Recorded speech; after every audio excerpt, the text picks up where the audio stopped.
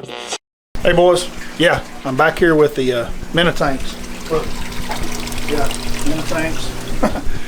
Got seminars today this morning at Lucky Lure for Falcon Rods. This brought us all out here. Luke Palmer is in town. Yeah, he's come all the way up from Colgate, Oklahoma. I don't really know how it's going to go. I'm trying to get Luke's videos on here with mine. I'm worried about my cameras. I have 3 batteries, and I only got 1 in my bag, and I don't know where my other 2 are, so this may be cut and dry. I don't know where it's all going to fit, but I'm going to try to make this work for you guys. Anyway, some seminars. I thought it'd be really cool for you guys to see on YouTube. Going to film it here, a big group of people, and really appreciate everybody that has come out that we haven't seen yet, because I know there's a bunch of guys in the store I've already seen. So thanks to Falcon Rods for putting this on and making this happen. So let's get to it. Seminar time. This will be the same. Are you trying to help? The more you win, the more it's going to help.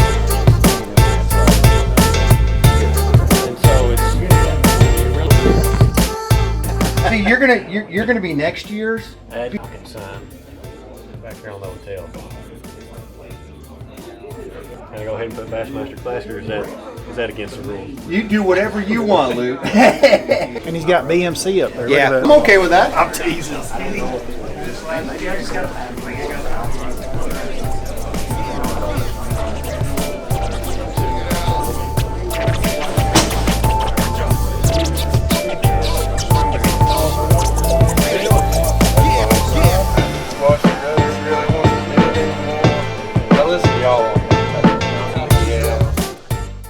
I've got live scope at this point, and we're fishing out in 60 foot of water. I mean, the guy in the back he's in trouble, period. Start of every day on a lake like this, and you're behind somebody with live scope, you're behind the 8 ball.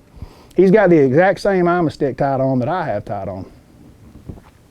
We're fishing, I've got live scope, I catch one, put it in the box. This start the morning. He catches one, puts it in the box. Keep fishing, he catches another one, puts it in the box. I'm like, I've been down this road. I know. If you don't think you can get beat out of the back boat, you can get skull drugged from the back of the boat. I've been there. And the way you do that is by being stubborn, thinking, oh, well, you know, he got lucky.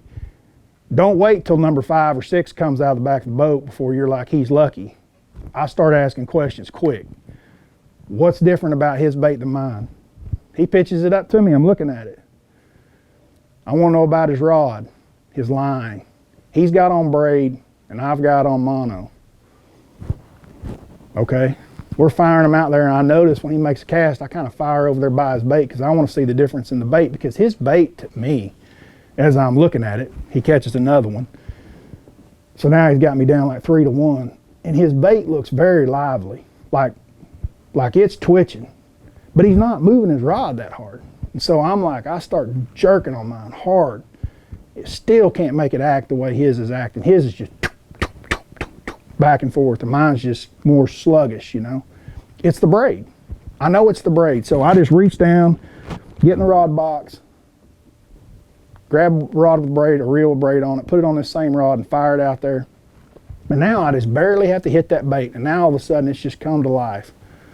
He continues to catch some fish, and I catch fish too. It changes. But it was the cadence of that bait.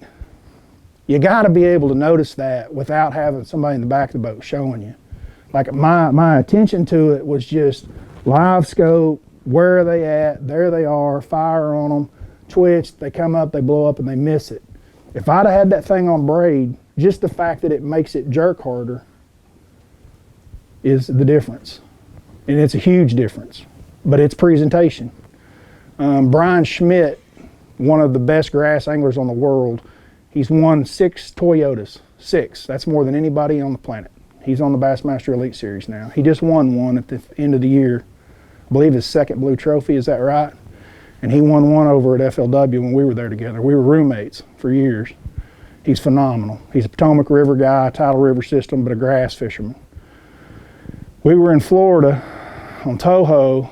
On these places get groups of boats on these grass beds, wherever these fish live. And we knew these groups of fish were there, and there's big ones there, and there's 20 boats on it. I had been there for probably an hour, hour and a half. One of my other roommates, Kurt Dove, had been in that area for an hour, hour and a half. And I was about to leave, and I came through on my trolling motor fishing through the area, and I told Dove, I said, dude, I've been here for an hour and a half, and I had a bite, I hadn't seen anybody catch one. And Dud said, well, you know, I've only been here about an hour. I'm going to fish around some more. And I just go on up the grass line. And Dudley's on up there, so I've got a little room to fish between Dudley and the group. And I just kind of wanted away from the group, and I was going to get on the outside edge. No more than I move away, Brian Schmidt comes in, sets down, and he works his way into the flotilla of the group. And by 5 minutes of him being there, I heard something, and I turned, and like I say, there's 10 boats in that area, and Brian's in the middle of them on that sweet spot that I'd just spent an hour and a half on. And he's bowed up, and there's a big one out there jumping. He catches it. The boats get a little closer to him. I hear some more noise. I turn. Same thing. Another big one.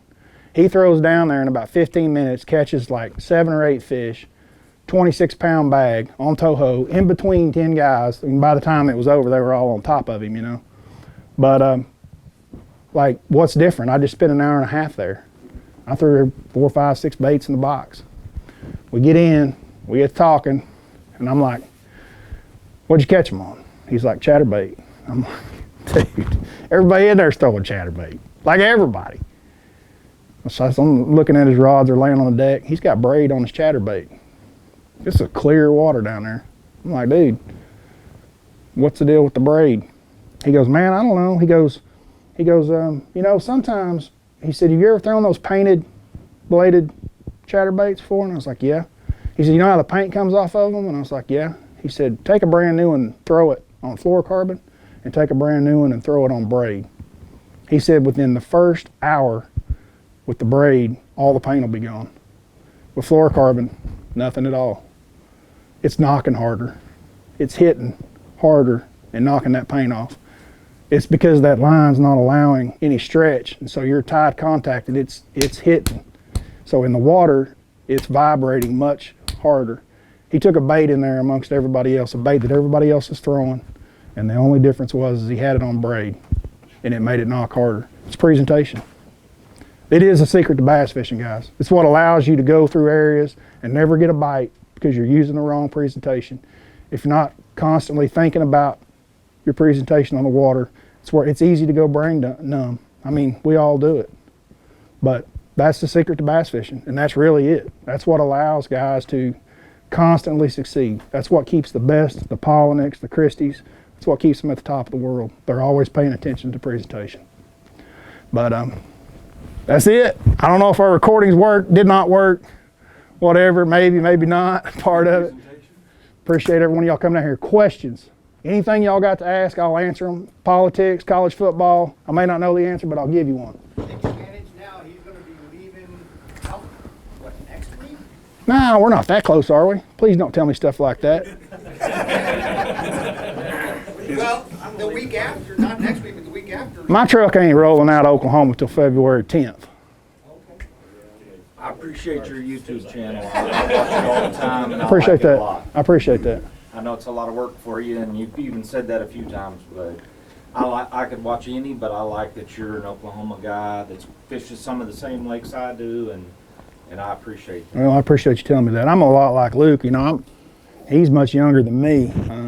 That was not my game at the beginning, but it's where we are in the industry and the sport, and it allows me to represent the companies that I represent at a higher level. I take it very seriously. I've noticed there's so much junk on YouTube, but you know, everybody has their own style. I think that's great, and I really enjoy making the content. I enjoy the feedback more than anything, probably, you know, and seeing the results of what YouTube does, and you know, who all it gets out to.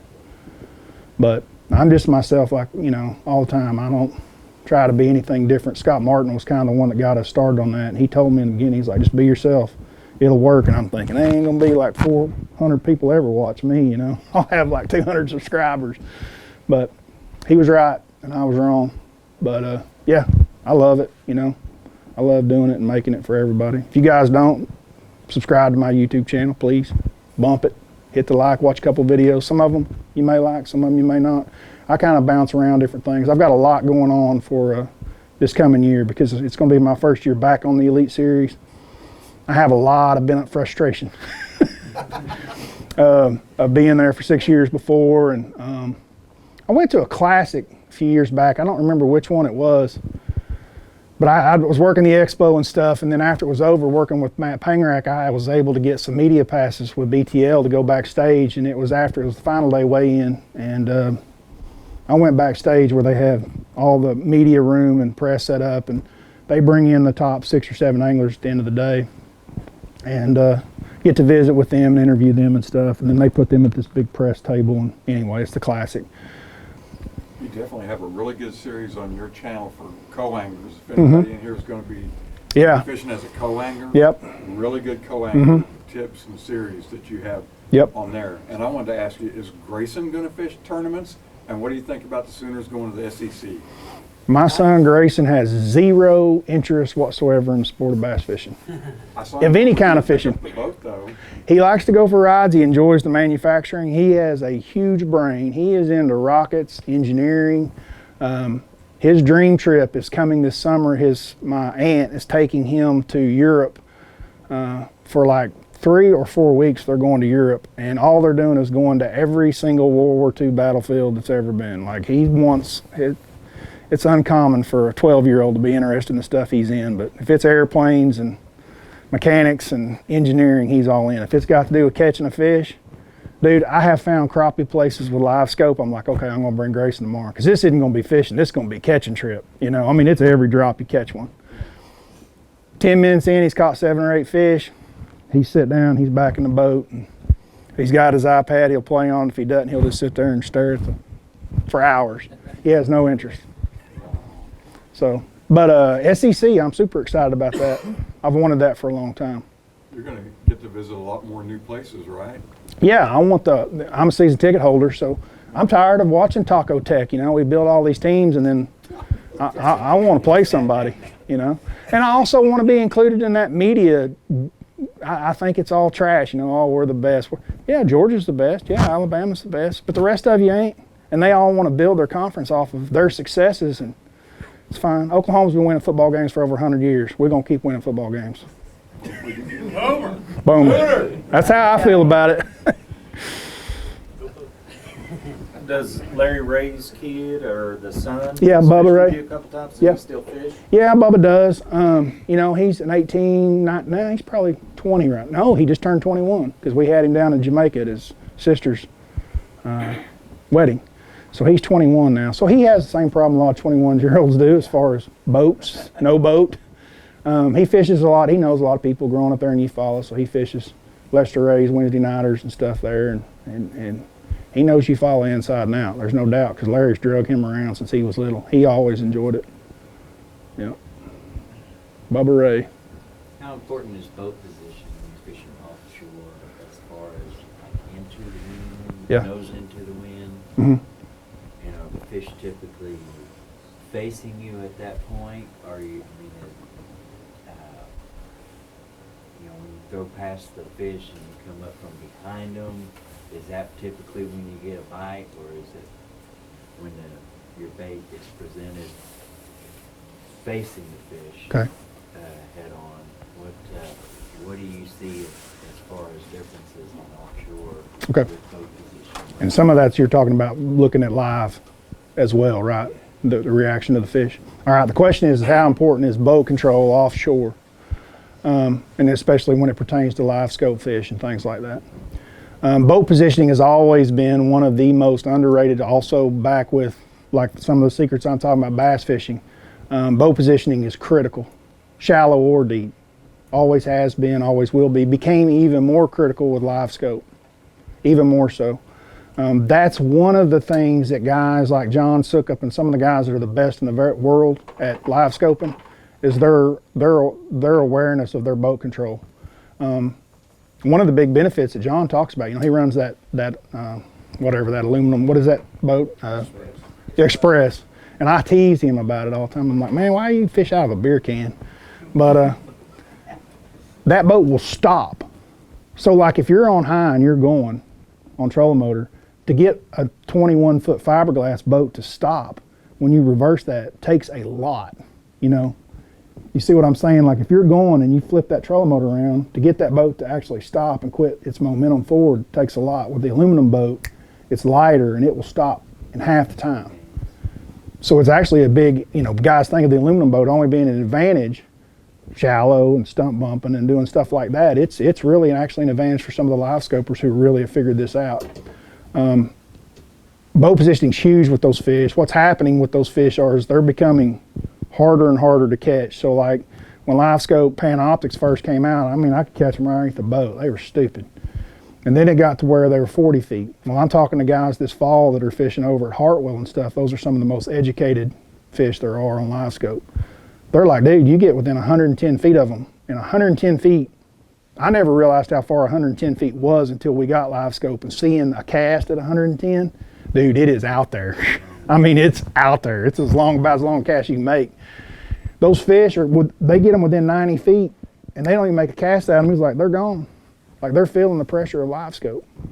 As far as presentation of those fish that you're talking about, like if you're coming from behind them or the front of them, the biggest thing I can tell you is that 90% of those fish on live scope, especially in the wintertime and in the spring, the majority of those fish want to feed up.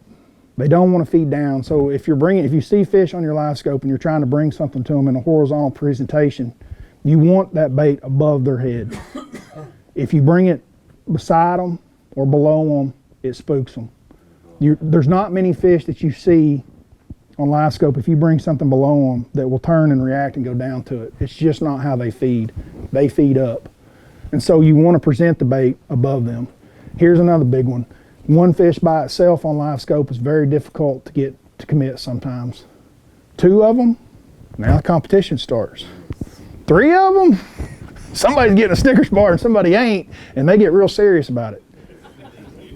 So they know. They're like, hey, better get while the getting's good. So that's a big thing that can help you. When you're looking to target fish, you can try to find them in pods as opposed to spending a lot of time chasing one around, because one is very difficult. Anybody else?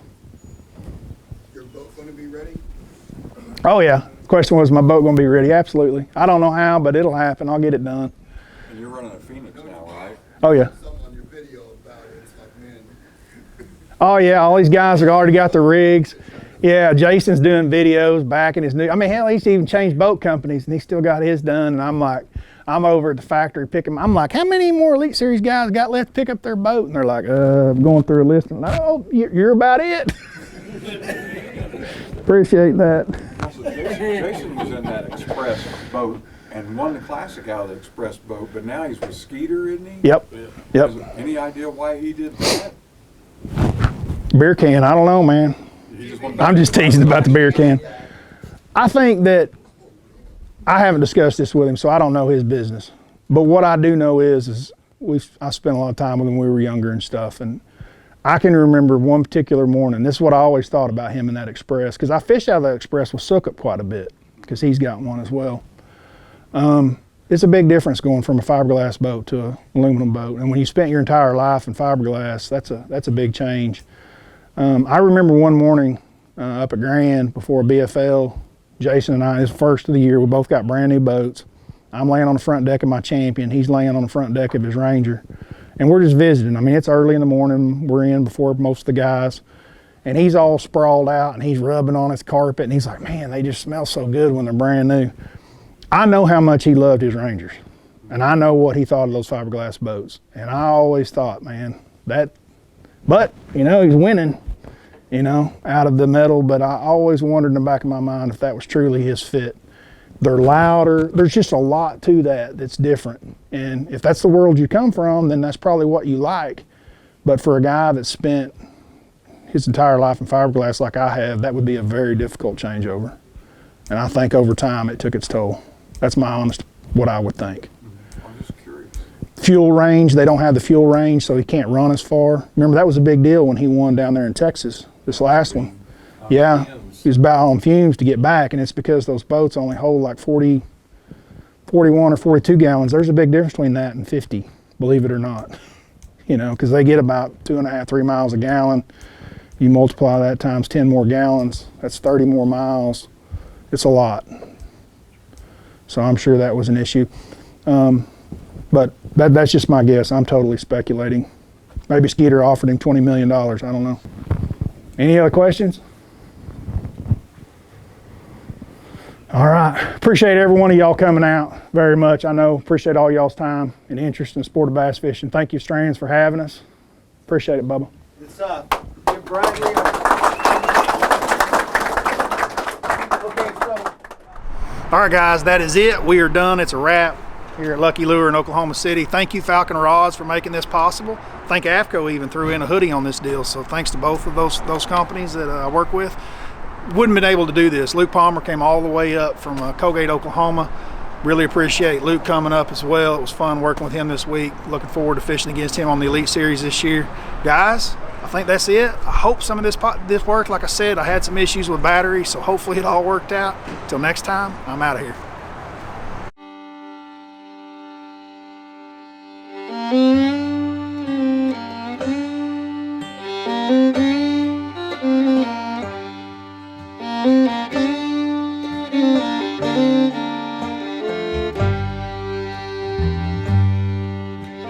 you.